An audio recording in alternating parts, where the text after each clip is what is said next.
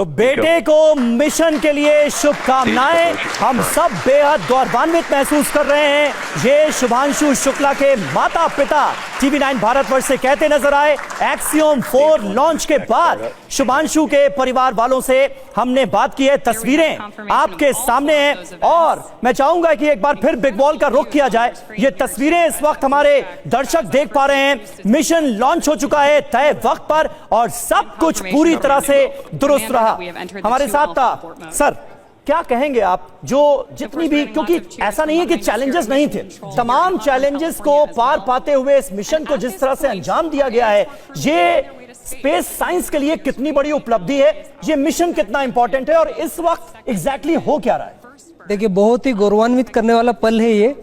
और अभी जो प्रोपल्शन पूरा एक्टिव है वहां पर, और ये संभवतः जो पृथ्वी का वायुमंडल क्षेत्र उसको पार कर रहा है। अच्छा। और यही वो क्रूशियल टाइम होता है जिसमें कि सारी एक्टिविटीज होती है। सोलर विंड को पार करना होता है, सन से जो किरणें आती है, हार्मफुल एनर्जेटिक। पृथ्वी का वायुमंडल जो है इसे क्रॉस करने में कितना टाइम लग जाता होगा? लगभग जो स्पीड होती है इसको एस्केप वेलोसिटी 11 किलोमीटर प्रति सेकंड की स्पीड से इसको पार करना होता है। हाँ। और इसमें चंद मिनटों का समय लगता है। और इसको पार करने के बाद में दिनेश कुमार कुछ ऐड करना चाह रहे हैं? अभी वो स्टेज 1 जो है ना जी, वो अभी चल रहा है। स्टेज 1 चल रहा है। स्टेज 1 मतलब अभी वो एटमॉस्फेयर क्रॉस नहीं किया है। ओके। वो जब स्टेज 1 बर्न आउट हो जाएगा तो वो दिखाएंगे कि उसको वो डिसएंगेज हो जा रहा है। वो डिसएंगेज होकर, और ये देखिए अंतरिक्ष यात्री अंदर, वो अंदर से तस्वीरें सामने आ रही हैं। उनको एक पर्टिकुलर पोजीशन में बैठना पड़ता है क्योंकि जी वैल्यू बहुत ज्यादा होती है। जब वो जाता है शरीर जो है उसके ऊपर, तो एक पोजीशन लिया जाता है जिससे कि बॉडी विथस्टैंड कर सके। यही वो ट्रेनिंग होती है। आप देखेंगे वो बिल्कुल थोड़ा बहुत भले हिल रहे हैं लेकिन वो स्ट्रैप डाउन है। उनका पैर थोड़ा हाथ हिलाते हुए नजर आ रहे हैं। अंतरिक्ष यात्री थोड़ा पैर हिलाते हुए दिख रहे हैं और इसी पोजीशन में 28 घंटे तक रहना। उनका पैर जो है ना वो क्या कहते हैं, स्ट्रैप ऑन है। ये स्ट्रैप लगा हुआ है, हाथ भी स्ट्रैप है, पीठ वगैरह ये सब बांध के रखे जो है वो गुरुत्वाकर्षण जैसे आप कार अगेंस्ट में जा रहे हो, जैसे आप कार चलाते हैं ना, कार के अंदर आपको वो बेल्ट लगा देते हो, उसी तरह उनके हाथ पैर सब बंधे हुए हैं इस समय। वो वहां पे आप देखेगा उनके बूट्स वगैरह, तो जी वैल्यू ताकि विथस्टैंड कर सकें। इस समय उन्होंने वो स्पेस सूट नहीं पहना है जो बाहर ISS में पहन के बाहर निकलते हैं। अच्छा, वो अलग सूट होता है। उतना मोटा सूट पहनेंगे तो सीट पे बैठ ही नहीं पाएंगे। राइट। और इतनी जरूरत नहीं, क्योंकि अंदर का जो एनवायरनमेंट है वो जैसे यहाँ पे एनवायरनमेंट है, टेम्परेचर देखिए प्लस 120 डिग्री होता है जब वहां सूरज की रोशनी होती है। जब वो ये देखिए थम्स अप करते हुए नजर आ रहे हैं और ये भी कितना रोचक है ये सब कुछ देखना, क्योंकि ये रॉकेट के अंदर जो अंतरिक्ष यात्री बैठे हुए उनकी लाइव तस्वीरें आ रही हैं यहाँ पर। वो नहीं हिला रहे हैं, वो देखिएगा आप थोड़ा बहुत हाथ हिला रहे हैं, ठीक है, लेकिन पीठ को बिल्कुल वो सीट से बांध कस के रखना चाहिए। तो यहाँ पे टेम्परेचर जो है, शुभांशु शुक्ला यहाँ पे नजर आ रहा है। ये सेकंड नंबर पर शुभांशु शुक्ला। ये एनवायरमेंट जी मिला जी कि शुभांशु शुक्ला पायलट है इस मिशन के।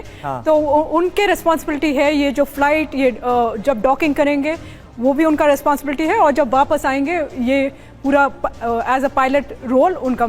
हाँ, ये मैं जानना चाह रहा था आपसे। एक सेकंड सर, जानना ये चाह रहा था कि पायलट का क्या रोल होता है, क्योंकि शुभांशु शुक्ला इस मिशन में पायलट हैं। जी आप कुछ कहें?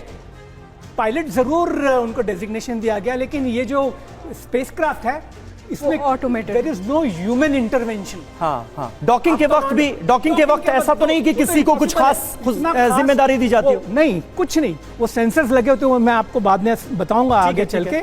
इसमें everything is controlled by computer. अगर इसमें इंसान ना भी हो, बिना क्रू के भी वो जाता है और बिना क्रू के वो वापस आता है। ठीक है मनीष जी, जरा बताइए पायलट की क्या भूमिका होती है, क्योंकि शुभांशु शुक्ला पायलट हैं, इंडियन एयरफोर्स के पायलट रहे, फाइटर जेट उड़ाते थे, अब अंतरिक्ष यात्री के तौर पर इंटरनेशनल स्पेस स्टेशन जा रहे हैं। पायलट की क्या भूमिका होती है सर? देखिए, राइट नाउ अभी तो ये स्पेस में जा चुके हैं। इनने वो जो लाइन होती है, कैरामन लाइन कहते हैं, जिसको जहां पर बोला जाता है कि स्पेस चालू हो जाता है, तो अब तो ये 200 किलोमीटर ऊपर है धरती से। अच्छा, यानी वायुमंडल को क्रॉस कर लिया है। मनीष जी आप ये कह रहे हैं कि वायुमंडल को क्रॉस कर लिया है? ये कर चुके हैं, 2-2.5 मिनट के अंदर कर दिया था। ओके। अब तो जो फर्स्ट स्टेज है वो आके लैंड करने वाली है, जो उसका बूस्टर होता है उसका लैंडिंग बर्न चालू हो गया है। अब वो लैंड करेगा आके, और ये तो अभी 200 किलोमीटर के आसपास हाइट पे है अभी ये धरती से, तो ये तो निकल गए हैं बहुत दूर।